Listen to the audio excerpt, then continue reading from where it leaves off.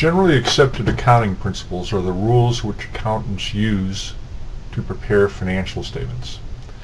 We're going to start our learning of generally accepted accounting principles with 5 basic principles. Generally accepted accounting principles can be broad, or they can be quite particular, as we'll find out later on. But we're going to start with the broad principles. First, let's talk about historical cost. The principle of historical cost provides that accountants will record information in the financial statements based upon the amounts paid for items. So take an example. Assume that a company was established in 1905, and at that time they bought a piece of land in Lower Manhattan for $5,000. In 2013, this land has a value of $1 billion.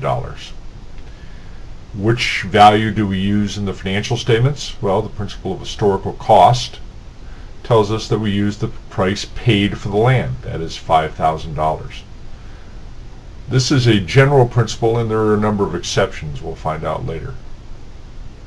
The stable dollar assumption goes with the principle of historical cost, and that's a simple assumption. It says basically that we're going to assume that a dollar is always worth a dollar.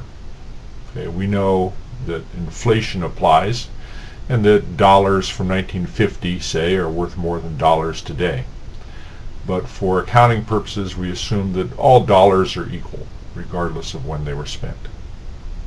The general purpose assumption is a principle that requires that financial statements contain information that will serve a variety of users.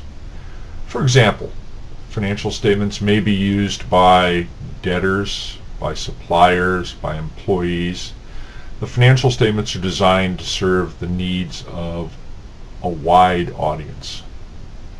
The principle of adequate disclosure says that we will disclose enough information to provide information-making capability to our users.